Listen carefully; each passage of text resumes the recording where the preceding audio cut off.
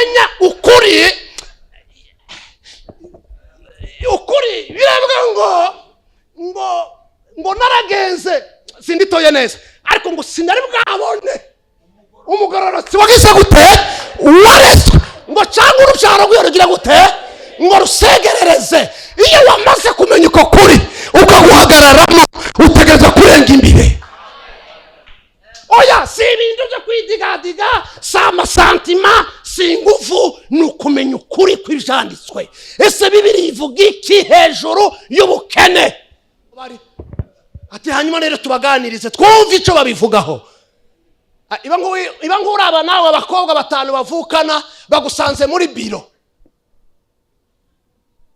ati no aba bakobwa ko bavukana ikintu kibazanye niki ngo bashike babwira Mose. baramubwira tumve Mose, data yapfuye atamuhungu yabyaye, turi abakobwa 5 kandi nuko twaje, none twebwe twicaye turavuga ngo none izina rya data rizokamangane ngo nuko ndagahungu. ariko bunyine Imana ishimwa ko abakobwa nabo ubunyine wowe kubyara umukobwa ukavuga ngo ibintu bimeze nuko ariko ndaza abagabo twabanaga ndetse hariho bamwe mu mafamiye babyaye abana b'abakobwa baravuga bati erega uko nta bana ufite bakemera bakagwa agashaka umugore wa kabiri. nimwumva ko zari bikomeye. no baramubwira bati none ibintu bimeze gute ko twebwe twaje ngo twumve ko nta kindi cyiyumviro gishasha cobaho kugira ngo data ntase izina rya data ntirikamangane.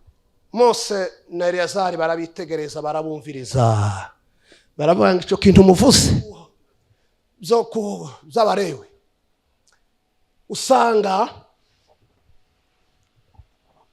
usanga abakene batafite amasekurume y'impeni intama n'amafizi bobo bariyaraja bakarondera inyoni cyangwa inuma.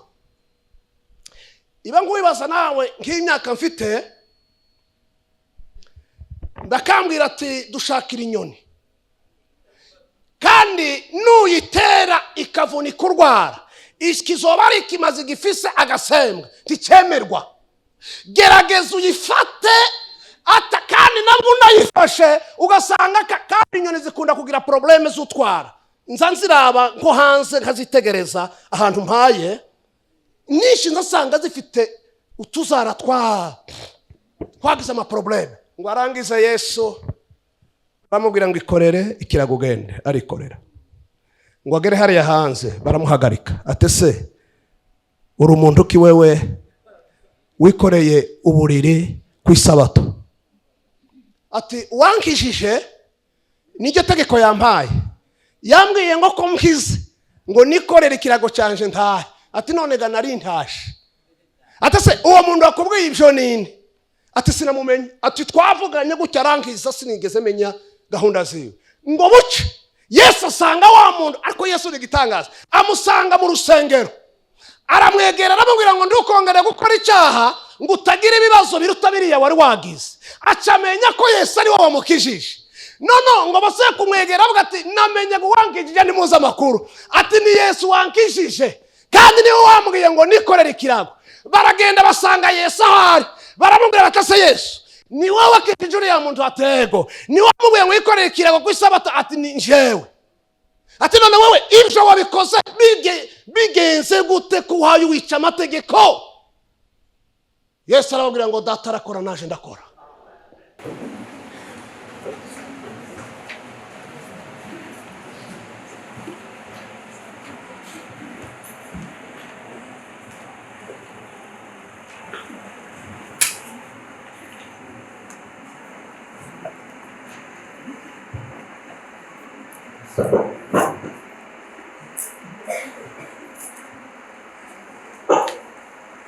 Manshime reka Imana tuyikomere amashyi.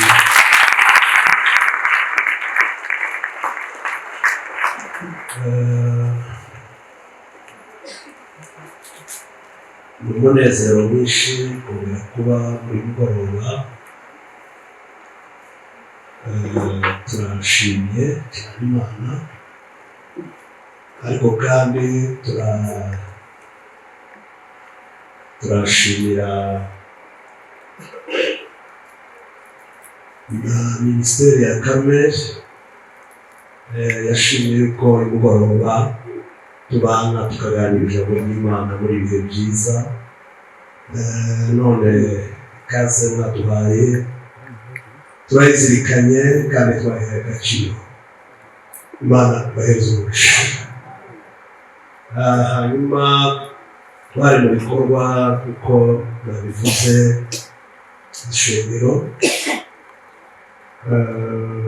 ariko kandi biba byiza ko n'iki gikorwa turimo nacyo ko tuja kukibana.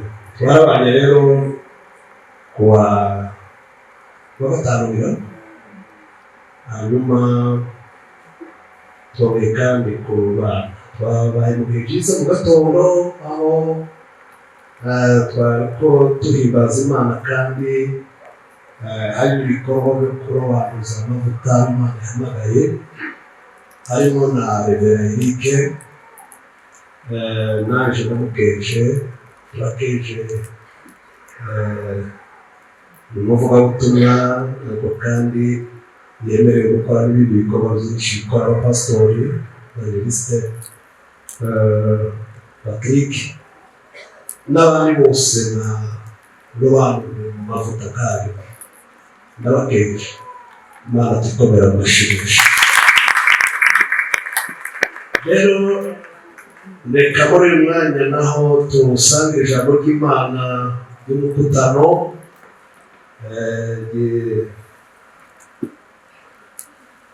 y'uyu mwaka niko bimeze. Ni Yesaya 54 umurongo wa 2 n'uwa 3. Tazanura ikibanza cyema ryawe, niwagure amahema yahuba, ntugarukize hagufi, wungure imigozi yaryo, ushimangire imambo zaryo, kuko uzogasara uje iburyo n'ibumoso, kandi urubyaro rwawe ruzoganza amahanga, ruzotuma ibisagara byabaye imisaka bisubira kugererwa. Amen. Ongera kandi nanone dusome Warora najya amajambo y'inaye twasomye wa Mose 27 umurongo wa mbere tugeze kuwa 10 cyangwa 11. Warura kubara cyangwa Warura 27 umurongo wa mbere tugeze kuwa 12. Maze abakobwa ba Serofeyadi bigira hafi. Serofeyadi yari mwene Hefiri mwene Geriyadi mwene Makiri wa Manase, bo mu rubyaro rwa Manase mwene Yosefu. Aya niyo mazina y'abakobwa ba Serofeyadi: Makila, Noa na Hogila na Miluka na Tirusa. Bahagarara imbere ya Mose na Eliyazari umuherezi, n'imbere y'abakuru, n'imbere y'ikoraniro ryose ku muryango w'ihema ry'ibonaniro, baravuga bati: data yapfiriye mu bugaragwa, kandi ntiyari mu koraniro ry'abafatanije na Kora kugaragariza Uhoraho, ariko yapfiriye mu byaha byiwe ubwiwe gusa, kandi nta bahungu yasize. Ndiki cyotuma izina rya data rizimangana mu muryango, nuko atasize umuhungu, nuduhe kuzogira ishamvu mu biwacu. Maze Mose ashira Uhoraho y'amajambo yabo. Uhoraho abarira Mose ati: abakobwa ba Serofeyadi bavuze iby'ukuri, nuko uzubahe kwegukira ishamvu mu biwabo, ubashikiriza ishamvu ya se, kandi ubarire Abisirayeli uti: umuntu niyapfa adasize umuhungu, umukobwa wiwe azabe ari we amushikiriza ishamvu yiwe. Naho niyaba adasize umukobwa, muze muyishikirize ishamvu yiwe abo bavukana, kandi niyaba atagira abo bavukana, muze muyishikirize base wabo. Kandi se niyaba atagira abo bavukana, nabo aba yarabuze ishamvu yiwe, muze muyishikirize mwene wabo arusha abandi kuba hafi, ayegukire. Iryo rizobera Abisirayeli ibwirizwa, bazohora barikurikiza mu guca imanza, kuko Uhoraho yabariye Mose amen. reka twongere dusome Matayo 9:20. ndasoma ibice bitari bikeya kandi birimo amagambo menshi ariko turaja kuyavuga inshallah. Matayo 9:20. Buno umugore arwaye ubutinyanga yarabimaranye imyaka 12, amuturuka inyuma akora ku buyonga bw'impuzu yiwe. Yari yiyumviriye mu mutima ati niyo nokora ku buyonga bw'impuzu yiwe gusa nokira. Buno Yesu arakebuka aramubona aramubwira ati humura mwana wanje, ukwizera kwawe kuragukishije. Nyamugore akira uwo mwanya, amen. Abaroma chete porendeke Abaroma 8:28. Abaroma 8:28. Kandi turazi yuko kubakunda Imana vyose bifatanirize hamwe kubazanira ibyiza abahamagawe kuko yabigabiye, amen. Yohane 8:31. Ndasoma ni murongo twibisoma ariko turakuvuga mu cyane. Nuko Yesu abwira 8:31. Nuko Yesu abwira abayuda bari bamwemeye ati nimwaguma mu ijambo ryanje muri abigishwa banje by'ukuri kandi muzomenya ukuri kandi uko kuri kuzoba kwidegemza. Baramwishura bati turi urubyaro rwa Aburahamu, ntaho twigeze kushakarira umuntu n'umwe, none uvuga ute ngo tuzohabwa kwidegemvya, amen.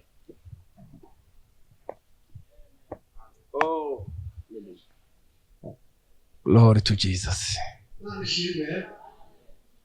Nsomye ibice byinshi kugira ngo kumbure tuzongere kandi kurabisoma kugira ngo tuganire kuri ijambo twatuganira twavuze kuri wa munsi rimwe byo uyu mwaka bateguye kamwe ijambo rivuga kurenga imbibe. Twaraganiriye ko kure icyo bita imbibe ko byita ko ari umupaka, ni ahantu nyine babashizeho umupaka kugira ngo abantu ntibaharengane, n'abaharenganye barengane biciye mu mategeko bafite ibyangombwa. Tuvuge haleluya. Hanyuma nuko niko iby'imbibe bimeze, ni n'ahantu umuntu atemerewe kurenga, cyangwa nanone nimba harenze aharenge nk'uko nari kubivuga biciye mu mategeko. Twaravuganye yuko hari imbibe umuntu ashobora kwishiraho wenyine,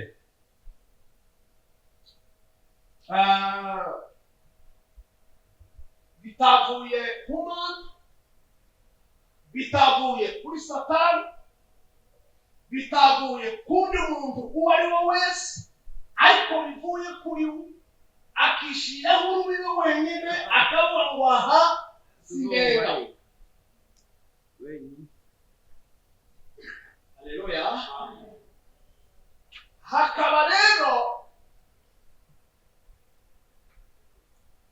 ndasa n'ubicamo ntabicamo ko twarabiganiriye aho twari kumwe.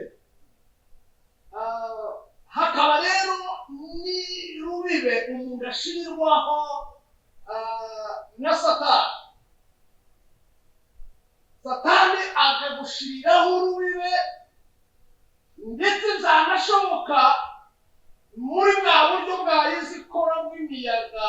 Burya nuko tutabizi, hari igihe Satani aza akagukoresha ikiganiro kandi ntumenye ko Satani yarageze kandi ntaganira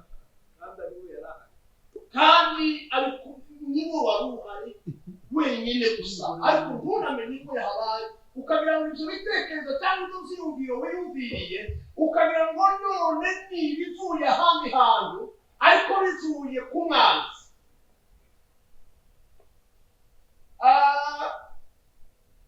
Narivuze rero ko hari icyo kintu, hari rubibe umuntu ashirirwaho na Satani, ariko twaramumenye yuko Satani nta mbaraga agira. Bivuze gutyo muri yo mugati none ko avuze ngo nta mbaraga agira kandi tubona udukorwa tumwe tumakora none ntimwibuke ko Mose n'Aroni barambitse inkoni hasi igahinduka inzoka aho nabo bakaza bariya bapfumu ba Farawo nabo bakazana izabo nkoni nabo bagakubita hasi zigahinduka inzoka none kuko aba bantu ni bafite kutubaraga hari n'ubu nyine wafata agati bagaterera hariya kakaba gacika inzoka wowe ugatyana twabonye agakorana na Satani ariko ni igihumbi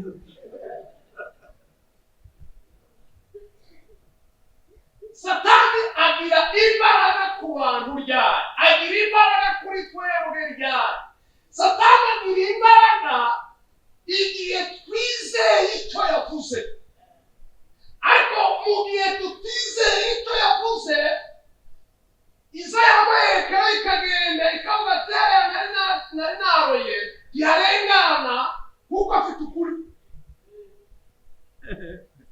uzamura ibiganza haleluya afite ukuri ndiyemeye ikiganiro nari najanye ndicyakiriwe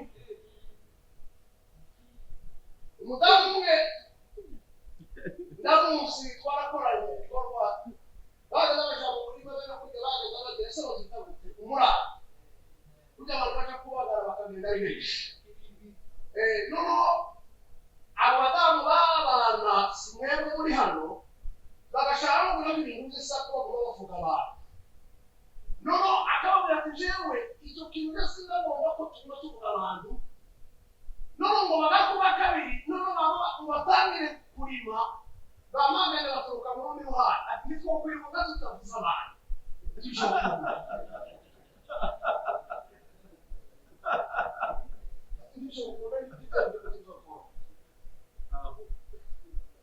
ariko icyo bashaka kuvuga nuko nta ubasha Satani agira nkeretse iyo twagutije umurimo nkeretse iyo twakiriye icyo yavuze nkeretse iyo twizeye ijambo yavuze nicyo gihe cyonyine gusa Satani agira imbaraga uzareba n'ubwo wowe urwaye cyane ariko ukihagarara ukavuga ati ndarwaye ariko ndi muzima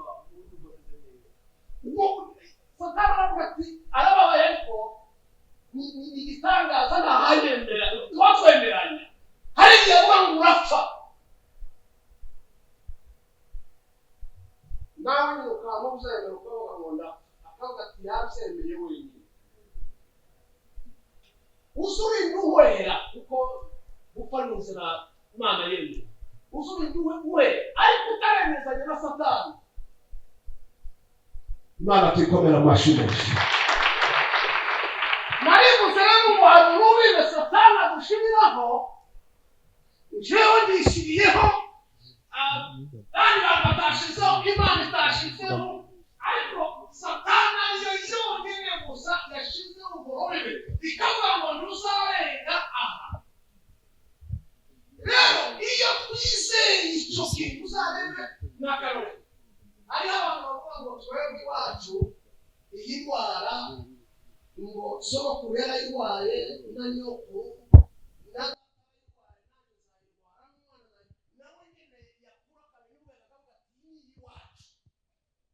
ariko siko kuri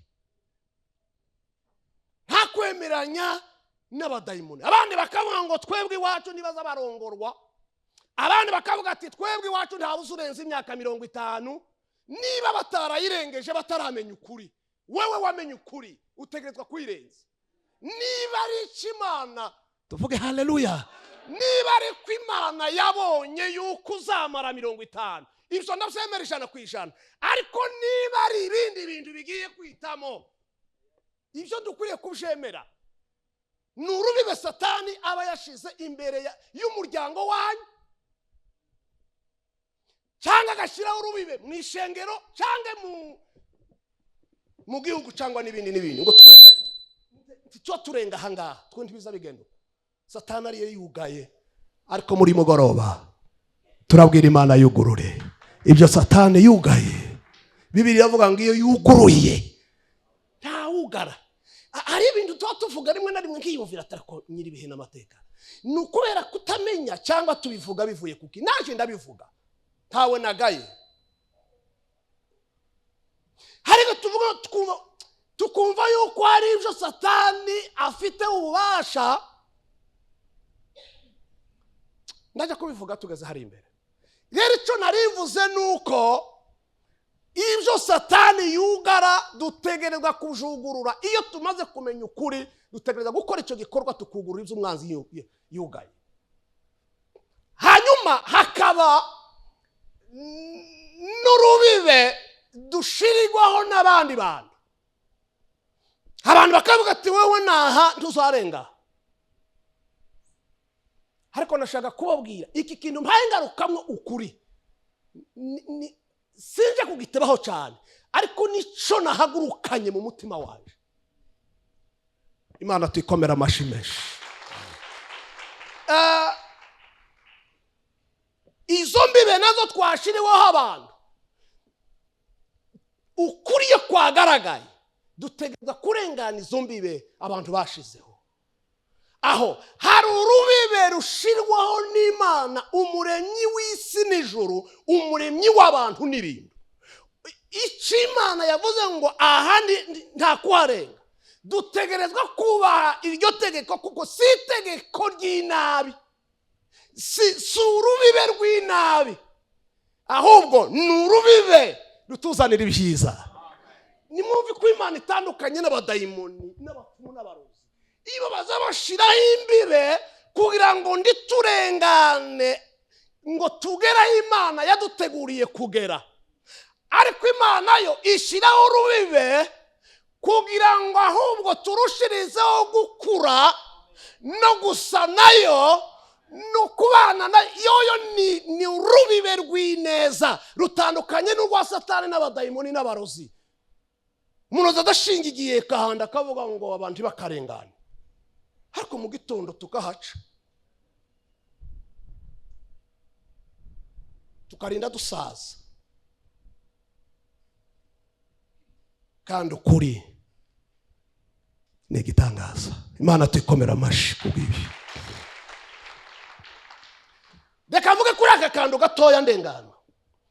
Uyu mudamu dusomye yaramaranye indwara imyaka 12 y'ubutinyanka ava amaraso. Imyaka 12 ni myinshi cyane, kandi yaragerageje kwivuza, yaragerageje gukubita hirya no hino ntibyakunze. Ariko umunsi yamenya amakuru, kandi akamenya amakuru y'ukuri. Hari amakuru y'ibihuha n'amakuru y'ibinyoma, yamenya amakuru kandi amakuru y'ukuri. Amenye ko Yesu akiza, ariko amaze kumenya ko Yesu akiza, imbere yiwe itagira amaobstacle, agira inzitizi imbere yiwe yuko amategeko avuga ngo umuntu arwaye bene iyi ndwara ntiyegera abandi bantu. Ni ukuvuga ngo uyu mudamu yari yamenye ukuri, ariko amategeko aramuzibira, akavuga ati ndumva no musanga ngakira, ariko se aya mategeko ndayaca hehe?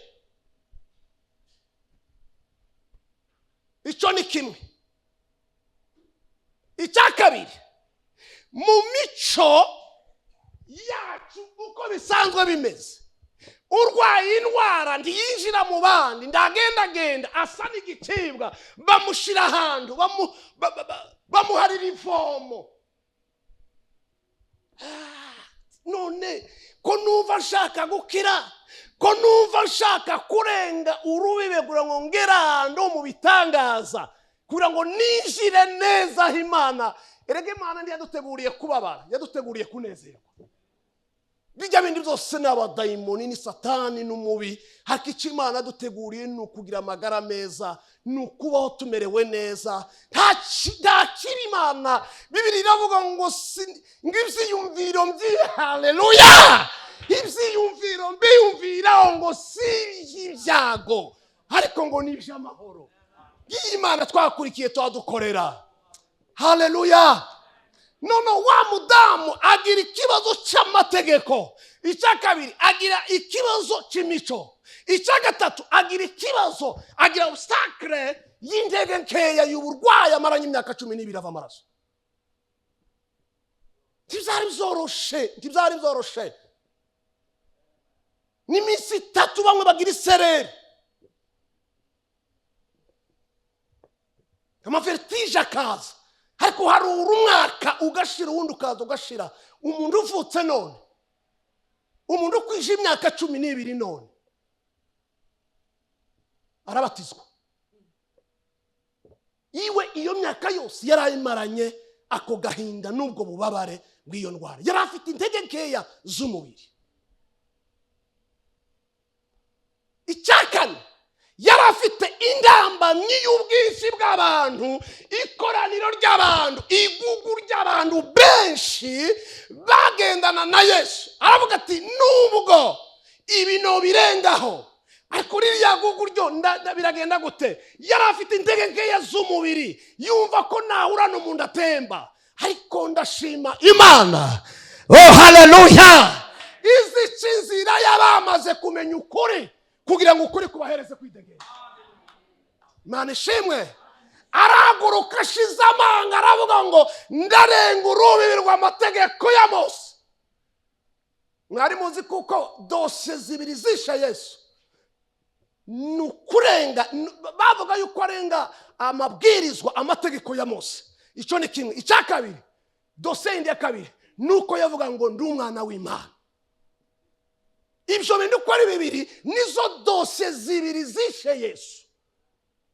Kuba rero uriya mudamu abyihaye wenyine akarenga iryo tegeko, hakoze imbaraga ziva mu ijoro ku Mana Data. Ntibyari byoroshe. Hari indirimbo baririmbye mu gitondo, murongera murayiririmba, urongera urarisoma. Byari byagiye mu mutima wanje nari ndifite. Aho wa murwayi wari umaze imyaka 38 Yesu araza amusanga ahantu yararwariye, hari amabaraza, hari hopitali, nimba ari centre de santé sinzi. None ngo Yesu aragenda, kandi gitangaje hari abarwayi benshi, ariko Yesu amaze kuhagera nta wundi murwayi yatumbereye, kandi nta wundi yahakishije. Ngo ahagere asanga umaze imyaka, uyu ni igitangaza, 38, ngira ngo ubuhanza bwari bwamaze kuza n'imvi. None ngo mare kuhashika akora ikiganiro nawe, aramubaza amakuru, avuga ati none gukira ko nabigomba, ariko ikibazo ga nuko nta unjana hariya mu mazi, ngira ngo ndajayo abafite abarwaza bakaba bantanze. Ati rero ubuzima bwanje nje nuko niko ibyanje bihagaze. Yari yamaze kwakira, yari yamaze kujakira yuko kubera ko atamurwaza nje ntibizakunda yuko ngera hariya muri hariya amazi. Yesu amusanga yarihebuye. Nkunda Yesu, haleluya, nkunda Yesu birenze. Asanga hari umuntu udafite umurwaza. Iyo umuntu aje gusura urwaye mukaganira, azasohoka akagusiga hari ubundi buzima bwagarutse, nubwo nta kintu yakoze, ariko kuba mwaganiriye gusa azasohoka kwama wumva umerewe neza. Hari nuza muzabirabe ugasanga umuntu ntabasha kuvuga, mukayicara umwanya mugatera ikiganiro, nawe agatangira kuvuga gatoya, nawe akaduga, hakabaho mugenda mwamuvuga ati se urya muntu ukuri yararwaye. Kubera iki? Kijya kiganiro rijya humure, kurya kubabona byatanze ubuzima, ni igice kimwe cyo gukira. Muza mwitwararika abantu barwaye, cyane cyane abarwaye iminsi. Ukirwara bazabagenda, iyo ukwezi gushize ntubona n'umwe, hazasigara uwawe gusa. None wa muntu Yesu aramuganiriza, ariko Yesu aravuga ati noneho jewe canzanye no kugukiza. None rero ikorera ikirago cawe ugende. Wa muntu arakira, afata ikirago ciwe amategeko yavuga ngo ntiyagire umuntu agenda cyangwa ngo yikorere ibintu cyangwa akore ikintu ku isabato. Yesu nawe agahengera nyine ku isabato akaba ari habikora. Muzosome Bibiliya neza, muzosanga ahantu henshi yahengera isabato, hajya yabarimo abacokoza abereka tuvuge haleluya. Umve haleluya. Imana ishimwe ngiya angurungiya. Haleluya. Imana ishimwe. Imana ishimwe. Imana ihabwe icubahiro. Imana ihabwe icubahiro cyane.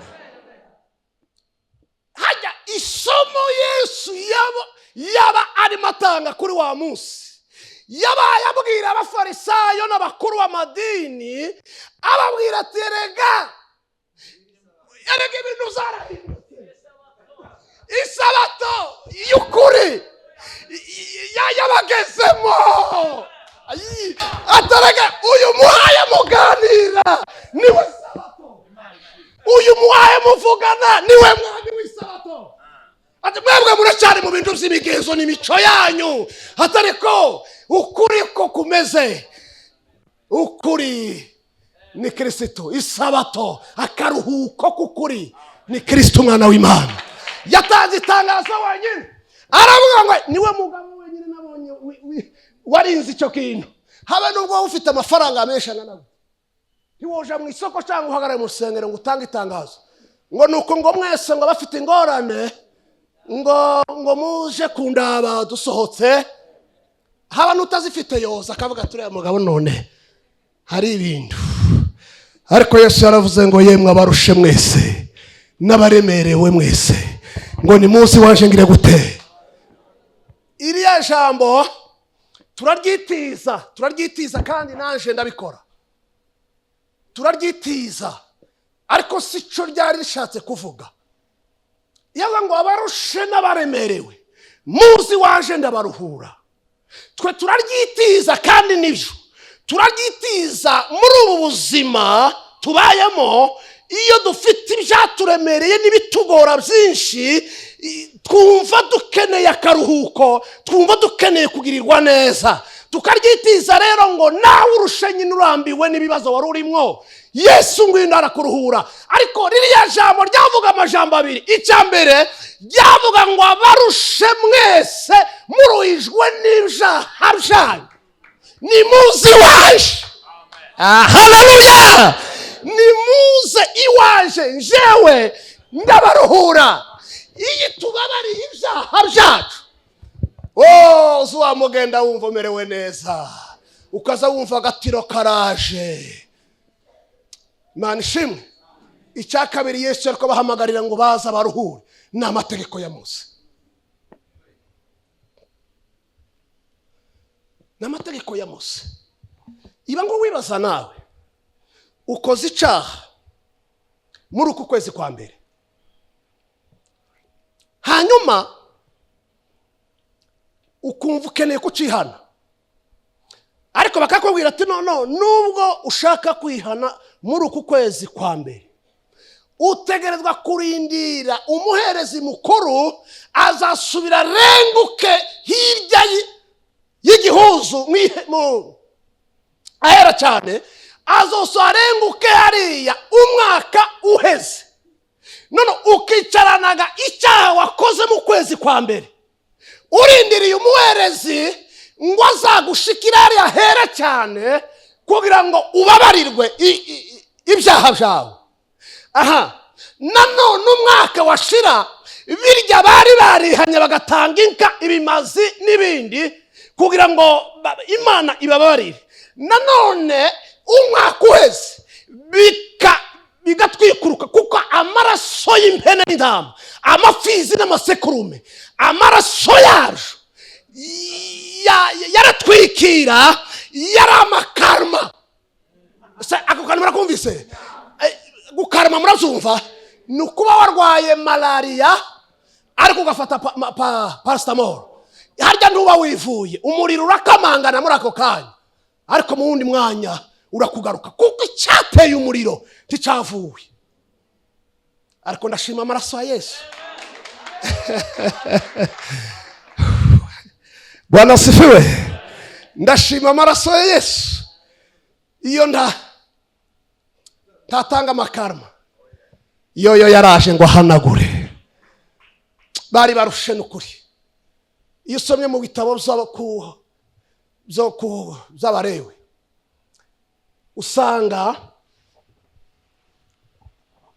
usanga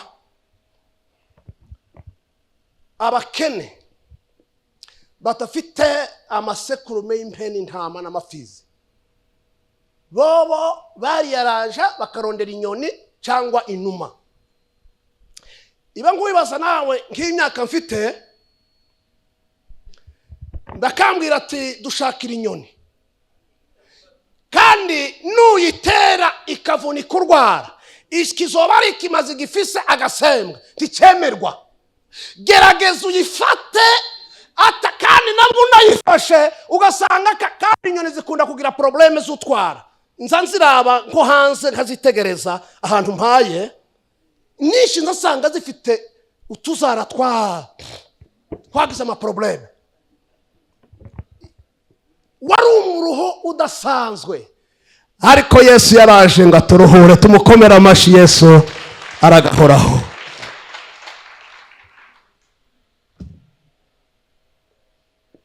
Ngo arangize Yesu bamubwira ngo ikorere ikirago ugende, arikorera.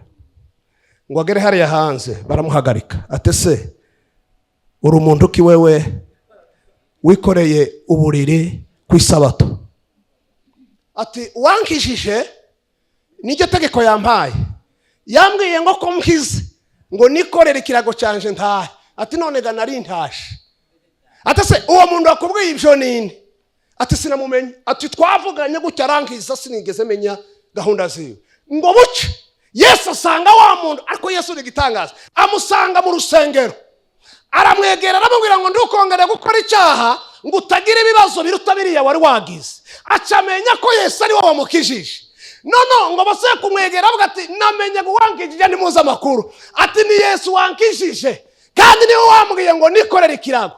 Baragenda basanga Yesu ahari, baramubwira batase Yesu ni wowe wakijije uriya muntu? Atego ni wowe wamubwiye ngo yikorere ikirago ku isabato? Ati ni njyewe.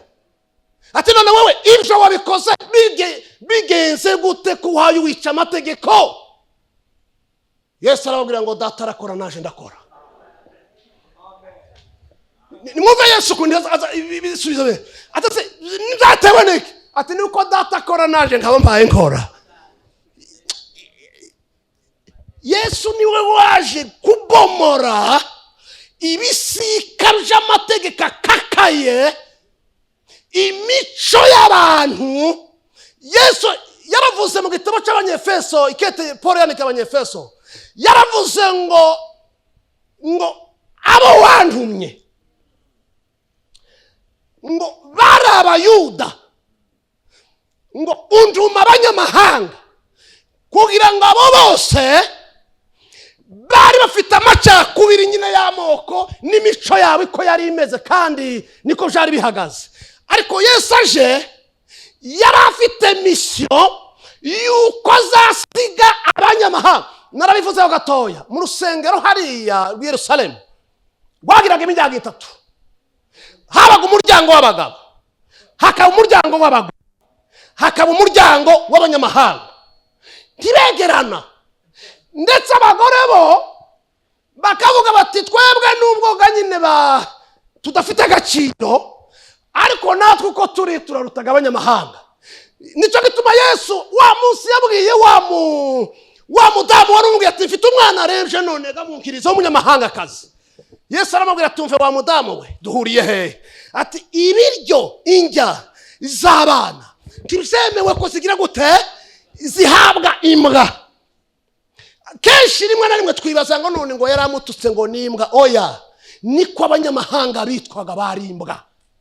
Ntabwo Yesu yaramubwiye nabi, niryo ryari izina ryabo. Umunyamahanga utarakebwe, imbwa niyo yaramazina.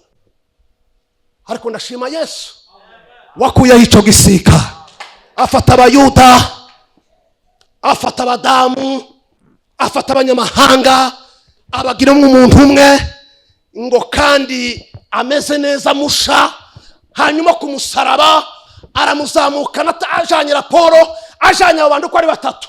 Aravuga ngo aba bari batatu bene data, ikirwanishwa satani kindi akoresha gikomeye kandi gihambaye ni uguteza amacakubiri. Umwe yavuga ngo a, undi akama avuga ngo turagendera kuri Z. Kandi ndababwira, haba kuba hamwe,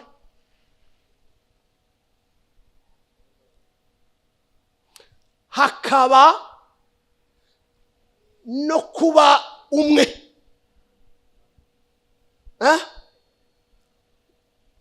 Uku turi hamwe ariko ntibisigura ko turi umwe. Ikindi, dushobora kuba tungana gutya, umwe afite ibyibo byiyumviro, undi afite ibyibo byiyumviro, undi yashaka ngo bigende gutya, ariko bijya byose ni strategy, ni igikorwa cy'umurwanizi satani yateye ishengero, atera ibihugu, atera imiryango. Usanga umugore ahaye yiwe, abana bagahereza yabo, umugabo nawe bagahereza yiwe, nta muntu avugana n'uwundi. Mwishengero gasanga nuko rimwe na rimwe naho uzama byabaye, twama twabibonye se turabitsinda. Kubera iki? Kubera ko satani azi ko ahari ubumwe, ahari Yesu yaravuze ngo murengane kuba umwe, murengane kuba hamwe mu bumwe. Kugira ubumwe, kuba hamwe, kuba umwe. Imana iduhamagarira no kuba umuntu umwe. Kuba umuntu umwe bisigura iki? Ni igihe mvuze ikintu ukacumva neza, bishoboka ukacunganira cyangwa ukagishigikira, igikorwa cy'Imana gatera imbere. Ariko kubera ko satani yanga ibyo byose nari mvuze, ni utera amacakubiri. Ariko Yesu yarayamaze. Kandi ndababwira ikindi, ntabwo ari twe dushiraho ubumwe. Yesu ni wabushizeho kugira ngo natwe tubugenderemo. Arabashikana imbere y'Imana, aravuga ngo abo bantumye ngaba, abari batatu mbahinduye umwe. Yesu aravuga ngo Imana iravuga ngo urakoze, naje ndabakiriye. Niho reconciliation yabereye hariya ku musaraba. Ukuri kuratsinda, ukugororoka kuratsinda, urukundo ruratsinda, imbabazi ziratsinda. Ibyo byose byageze imbere y'Imana. Igituma duciranira imanza kubyo hanze no kubera imico twabaye mu itandukanye. Zanganira n'abantu bahari Makamba bakuze, bakambwira ati pastor, igituma jewe ntamenye igiswahili nuko twari tuzi ko umuntu avuze igiswahili yaba ari umubandi. Ati rero twakuze turi abana b'indero tutovuga igiswahili. Uwo wari umuco, ariko siwo. Siwo kabisa. Ntabwo ngiye kwigisha kubijanye n'ibyo cyane, ariko je ndabaha intahe ntoya. Jewe manutse hari iriya misozi nkagera hano i Bujumbura, nkabona umugore wambaye ijipo mu ibarabara, naramwara nkaza umugore akuze azayambara ijipo. Habe nubwo ryo barigera hariya kwino, nagira ibimaramara atari jewe, kubera umuco twakuriyeho n'ibitenge. Kandi si bibe bayikomeze by'ukuri, ariko mwo bikomeza mwamugize neza, ariko siko gakiza. Jewe ndimubabajishe, navuye hariya ntebyaho gatoya, ndimubabajije ntese nakayakuyemo igitambara. Atego atuwo ngo wavuyemo muri lista y'Abimana, avuyemo. Bishop nubwo atobabwira, ndi mu bantu ngaha nyine ngiriwe nk'ubuntu mukampanga kanya, nibyo agaragaza vyigisha. Kandi numva ariko kuri mu mutima wanje, ariko nitsiko kwari ukuri kwagakiza.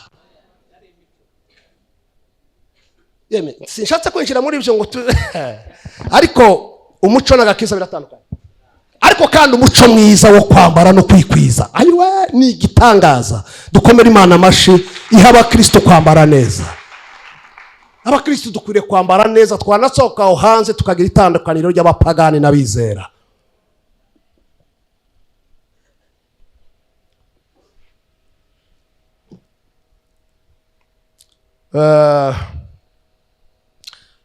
Ngaruke ku mategeko.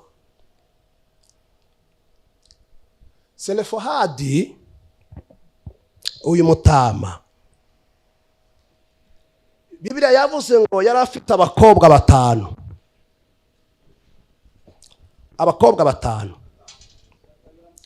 batagira musaza wabo, kandi amategeko akaba avuga ngo umutama upfuye asize abakobwa gusa, ibyiwe bizogabane bene wabo, ni ukuvuga ngo aho bavukana, ndetse niba atabafite bavukana bazarabe mu miryango bari hafi yiwe aribo bagabana ibyiwe. None uyu mutama ngo ahwere bajya abakobwa bicara bakora inama. Tuzamura ibiganza. Haleluya!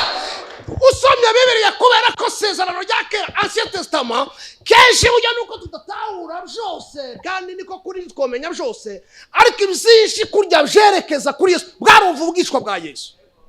Ningaba bakobwa bari bagize revelation ya Kristo, uzoza gukuramo cyakubiri y'abagore n'abagabo, bahungu n'abakobwa, bijya byose tugira baricara bagati none izina rya papa rikamangane ngo turabakobwa. Ibyo mwe baje inama kandi barumvikana ati tugende kwa Mose, niwe shefu w'amategeko, ati na Eliyazari ni hazobari, ati hanyuma rero tubaganirize twumve icyo babivugaho.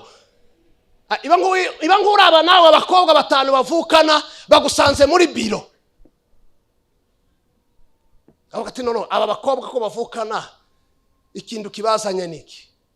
Ngo bashike babwira Mose, baramubwira tumve Mose, data yapfuye atamuhungu yabyaye, turi abakobwa batanu kandi nuko twaje, none twebwe twicaye turavuga ngo none izina rya data rizokamangane ngo nuko ndagahungu. Ariko bunyine Imana ishimwa ko abakobwa nabo ubunyine wowe kubyara umukobwa ukavuga ngo ibintu bimeze uko nuko. Ariko ndaza abagabo twabanaga, ndetse hariho bamwe mu mafamiye babyaye abana b'abakobwa, baravuga bati erega uko nta bana ufite, bakemera bakagwa agashaka umugore wa kabiri. Nimwumva ko byari bikomeye. Noneho baramubwira bati none ga ibintu bimeze gute, ko twebwe twaje ngo twumve ko nta kindi cyiyumviro gishasha cobaho kugira ngo data ntase izina rya data ntirikamangane.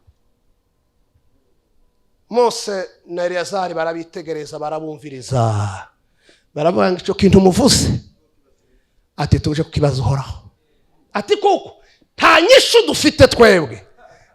Tuzamura ibiganza yemwe. Haleluya! Twebwe turumva amajambo muvuze by'ukuri, n'ukuri uko muvuze niko kuri, ariko rero amategeko turayaca. Ati reka tujye gusiguza Imana icyo bivugaho. Ariko nkunda Imana data, ngo bashike babwira Imana ngo abakobwa batanu bavukana papa wabo yarapfuye nta muhungu asize, none baje kudeklara, baje ngo turabe ingene tubigenza, kandi barahanze. Ati none gamugire, none ganugire nucugura urwo rubanza. Ariko Imana n'urukundo yeme, tuzamura ibiganza kandi yeme. Haleluya! Imana ni igitangaza. Ngo babwira Imana nayo ngifata ijambo, iravuga ngo ibyo abo bakobwa bavuze ni ukuri, ndetse ibintu birahindutse. Ati nundi mubyeyi wese uzobyara akabyara abakobwa gusa, nawe nyene azagenzerezwe gutyo.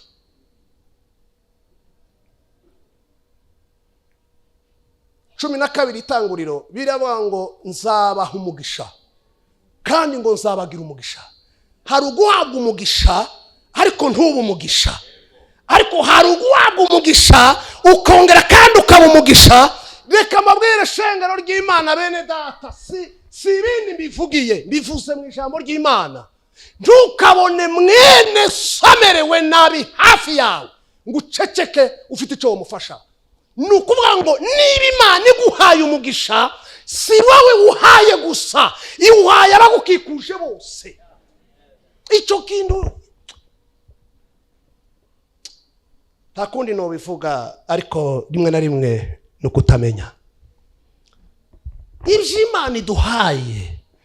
Ntibi biduhaye ku giti cyacu gusa, haba hariho umurongo w'abantu nawe utegerezwa kubereke umugisha. Nuzoza ubyuka mu gitondo, ariko sintanze itegeko mo kagira Imana mwe, ariko nimba bizagukundira, nuzoza ubyuka mu gitondo ari Imana yaraje mu mufuka, nuzoza uhaguruka ugiye muri ville cyangwa ahandi ari hose, uzugenda ufite umugambi wo kugira uwo ubera umugisha muri uwo munsi. Uzuyara uvuga ati none rendi ari uwo nabereye umugisha, kuwa kabiri ari umuntu nabereye umugisha. Ku Imana njewe yawumpaye, kubera iki njewe njohezagira abandi bene data? Erega bajya mwegeranye badafise, ni wowe uzobabazwa, kuko uje wahawe. Haba n'abajya abakristo bose badafite icyo bafungura bambara tubana mu makanisa, nitwe tuzobabazwa. Nitwe tuzobabazwa kuko Imana yabazanye. Izihamagara abagwiza atunga, igahamagara abatunzi, ngira ngo biratandukanye. Iyo kagihaho kakantu umugwiza, ngira ngo biba byinshi cyane. N'abandi babaye n'abandi bagize gute. Kandi ndababwiye, nta muntu adafite uwaruta. Ntukazubaza ngo urumva ngo jewe ngo ntabwo mfite. Barya abantu bagenda basabiriza mu ibarabara, zijya za 500 tubahana za 1000 francs. Ni wowe usanga ufite na dutanu ngaha munani ukamuhereza kamwe ukamubera umugisha. Utegerezwa kwitegura kuba umugisha mu ishengero. Niba waruzi yuko kugura ibafura nkiyi kugira ngo amajwi asohoke neza tunezerwe, ko igihe cyose aya majwi hayasohoka, umugisha wose Imana ihaye aba bantu kubw'iyi bafura, ijuru rizarevuga ngo uriya muntu watanze kiriya kintu yakoze ikintu cy'agaciro. Nukuvuga ngo ikintu cyose dukoze uza witegura ko wabereye abandi umugisha, kugira ngo ejo bundi uzabwira Imana ngo wibuke. Umunsi umwe nabibwiye Bishop, mfashe urugendo nciye hano ku biro kumusezera. Nawe nanti yari ikintu camfashije, tubwo mfashe urugendo rurerure, ngenda umfashijemo, turaganira aransengera. Nari mvuye Makamba ngiye muri Noro, ngo ngere mu Rutana, imodoka zirabura kandi bantegereje nk'umuvuga butumwa. Ndicara ndaruha ndacoka, ije yose ngo iruzuye, izindi ngo ntagitora, izindi ngo bigize gute. Ndicara nicaye mbona ikimuga, umuntu wayo ugenda barya batameze neza. Umutima wamubwira ngo uriya muntu ugenda umuhereza amafaranga ngo utange ikimazi cyo kuguhesha imodoka ikujana mu ivuga butumwa. Ndagenda ndamuhereza, ubwo mvanye nawe imodoka yamirize ya Probox itari umuntu numwe, nije wicaye mu kibanza cya mbere.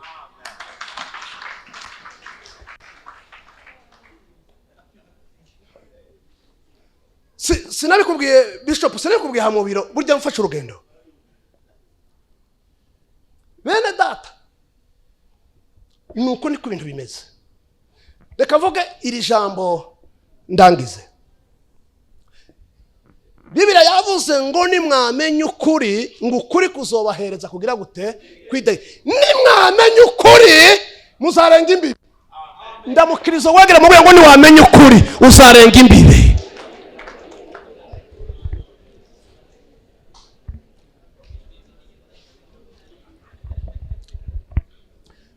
Reka mbabwire kano kantu ngira ngo nakagani sinzi, ariko karigisha ngo inyoni yaziritswe ku kiziriko. Inyoni ngo igatora ikagenda ikamenya aho izigarukira, yaje muri iriya kote ikamenya aho izigarukira, yagaruka ikamenya aho izigarukira. Ngo buce baza kuyibohora batema wa mugozi, ariko yo ntiyamenya ukuri, ntiyamenya n'amakuru. None igatora yagera hari ikagaruka ikagira ngo iracyahambiriye. Bene data, birababaje kuba abakristo ariko tutazi kuguma dufite aho tugarukira imbibe badushiriyeho satani yashyize abadayimoni wagenda hariya ngo twebwe hano sinza mparengana. Kubera iki utoharengana? Niwamenya ukuri kuzaguhereza kurenga iki imbibe. Bwana sifiwe. Yesu yarazi ukuri kose kw'ibintu ko ari we wahindutse isabato, ko ari we buzima, ari we bugingo, ni wo muco, ni wo mahoro n'umunezero. Uko kuri kose kwari gutekeye muri we. Yareba ibyo abantu bahaye bagaragara ko abantu dorora igitangaza ati zibo baracana mu bintu byashaje. Ukuri kwaje nibarakumenya. Nitwamenya ukuri mbega mu myaka iri hari imbere nzaba mfite amafaranga menshi kandi menshi. Kubera iki? Namenye ukuri kandi iryo sengesho ndi mu kuri senga kabwira Imana ngo ukuri kw'ijambo ryawe kuravuga ngo sinzaba umurizo nzaba umutwe. Niwamenya ukuri biravuga ngo naragenze sinditoye neza ariko ngo sinari bwabone umugororotsi wagize gute warezwe ngo cyangwa urubyaro rw'urugira gute ngo rusegerereze. Iyo wamaze kumenya uko kuri ukaguhagararamo utegereza kurenga imbibe. Oya si ibintu byo kwidigadiga, si amasantima, si ingufu, ni ukumenya ukuri kw'ibyanditswe. Ese Bibiliya ivuga iki hejuru y'ubukene? Ndabusezeye mu izina rya Yesu butembagare. Mu izina rya Yesu ndabyizeye. Umve ndababwiye, ikintu cyose watuye unezerewe n'ikintu cyose watuye ubabaye uzagitinya. Gitegerezwa kuba. N'umuntu urababaye uziyumanganye uje muri chambre wugare wikingirane uryame kugira ngo udasohora ijambo rizana umuvumo. Ukuri niko kodusho mvuze kimwe. Ndaje kuvuga ikindi cya kabiri ndangize. Iki kintu cyo kumenya ukuri kw'ibyanditswe bijera biravuga ngo reka simbire ku cya kabiri wanashaka. Bibiliya iravuga ngo niyajya twasomye ngo turazi neza ngo ko byose bigira gute ngo bifatikanyiriza hamwe ngo kubakunda iki kubakunda Imana. Umve tuvuge haleluya. Kubamenya ukuri nuko ngo indwara polisi ubukene biza bihamagarana. Mwega ntazo murabona ikirato kiza gitoboka hari kikaba kibwira ishati atese wowe nturitegura aho ngaho kwishose ngo uraba uko nawe ubigenza.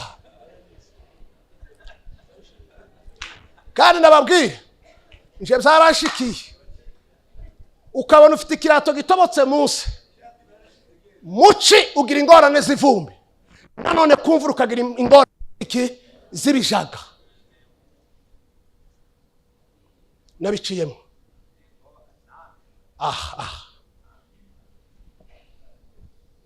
indwara polisi ubukene polisi kurwaza abana polisi minerevare yabuze kubakunda Imana etegari ibyiza. Umve nibizoza biba byinshi tuzamura ibiganza haleluya. Nibizoza biba byinshi tuganda wicara urebekaye yakasuku cyangwa agenda uvuga ngo indwara yasaze dore ni kaunga nayo agafuka katanze imihoho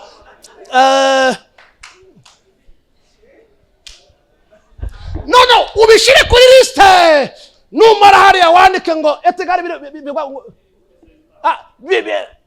ikirundi kivuga gute bihwanye no gukira indwara no gushira ubukene abana gukira minerevare kuboneka kwambara neza n'ibindi byose ushire kuri liste numara wizera ijambo ry'Imana tuvuge haleluya.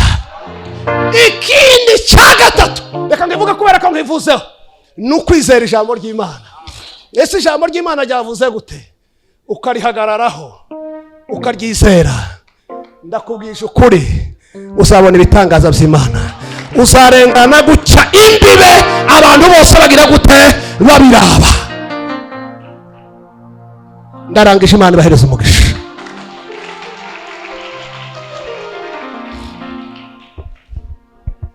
Muzamenye ukuri kandi ukuri kuzabahereza kugira gute kurengana imbibe Satani yashizeho n'abantu, ndetse n'izo twishiriyeho zivaho. Kavuga ati urazi ko nari nishwe no kutamenya kweri.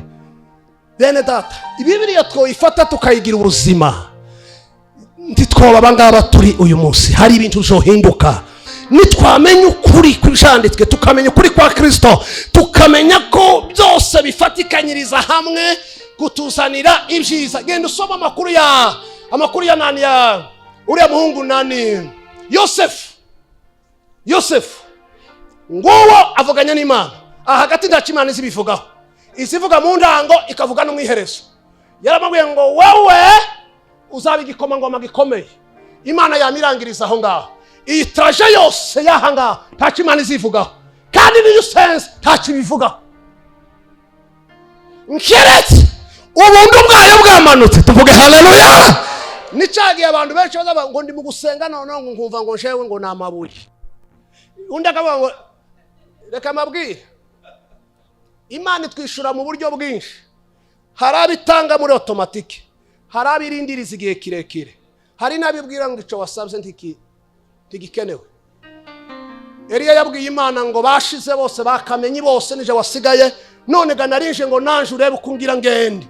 Imana abwira ngo iryo sengesho usenze siryo, vaha genda wewe utegure uje kwimikisha abama amavuta ba Yehu n'abandi, hanyuma na Elisa uzo mwari muzi ko Eliya yagiye adaciye mu rupfu, ariko Eliya yarigeze kusaba guca mu rupfu. Isengesho ryose ritari ryo Imana irarizibukira, iritera nka kujya kwinyana yayitera iyaje kugoba. Ibyo ntimwozumva cyane, ariko hari abazumvise. Icyo nshatse kuvuga niki, bavandimwe, Yosefu si kujya yarazi bizogenda. Iwe gusa yabonye gusa hariya kwiherezo ibitaha hagati nta Imana izibivugaho. Nguwo mu kinogo, nguwo arahaswe gupfa na bene se, nguwo kwa Potifari, nguwo baramwagirije, nguwo muri prison, nguwo ku kirimba ibwami. Imana izifata bijya byose byaturemereye byatuvunye byose kabigiye kintu kimwe. Bishop, bijya byose Imana arabifasha ibihinduramo ikintu kimwe. Jewe novuga ngo cageze uyu munsi, Imana ibahereza umugisha, Imana ibagiriye neza. Nko kwemera tukava hasi tugasaba imbaraga zo kurengana imbibe. Hari imbabazi zikomeye na Yesu, hari imbabazi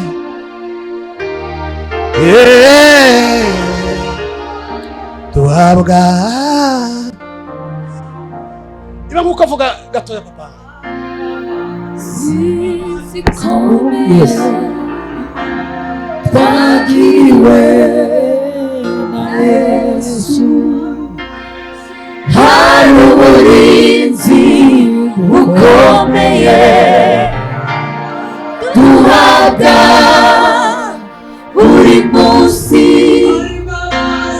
hari imbabazi zikomeye Twagiriwe na Yesu, hari uburinzi bukomeye duhabwa buri munsi, ntidufite gutinya habe na gato, kuko ubuzima bwacu buri muri we. Ntidufite gutinya habe na gato, kuko ubuzima bwacu buri muri we ndetse no mu makuba aturi byinshi twabazagira kuba turiho n'ubuntu bwayo kuba turiho n'urukundo rwa Yesu kuba turiho n'ubuntu bwayo kuba turiho n'urukundo rwa Yesu iyo tujyanye dusinziriye cyangwa iyo tugenda mu mihanda iyo tujyanye dusinziriye cyangwa iyo tugenda mu mihanda turiko n'imbabazi zayo turiko n'urukundo rwa Yesu kuba turiho n'urukundo kuba turiho n'urukundo rwa Yesu.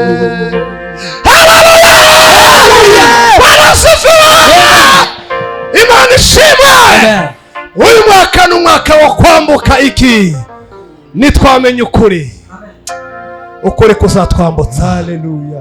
Zamura ibiganza byawe twinginga Imana ngo itwambutse. Data mu izina ryawe rikomeye kuba turiho n'ubuntu bwayo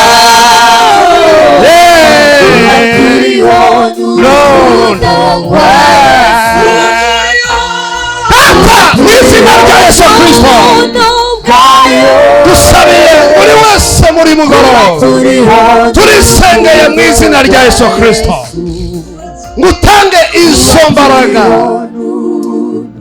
dushoboze kwizera ijambo ryawe udushoboze kumenya ukuri kuduhereza kwidegembya kugira ngo twinjire aho waduteguriye aho wagenye destination yawe aho udutegerereje.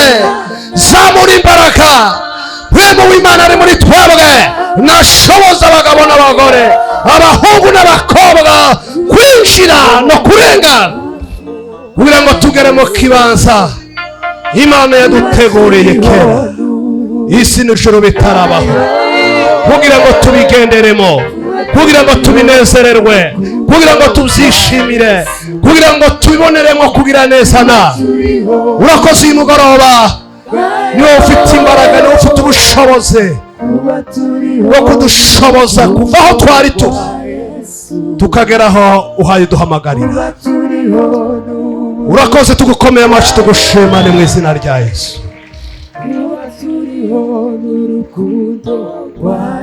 Karimera Imana ibahereze umugisha. Kuba turiho n'ubuntu bwayo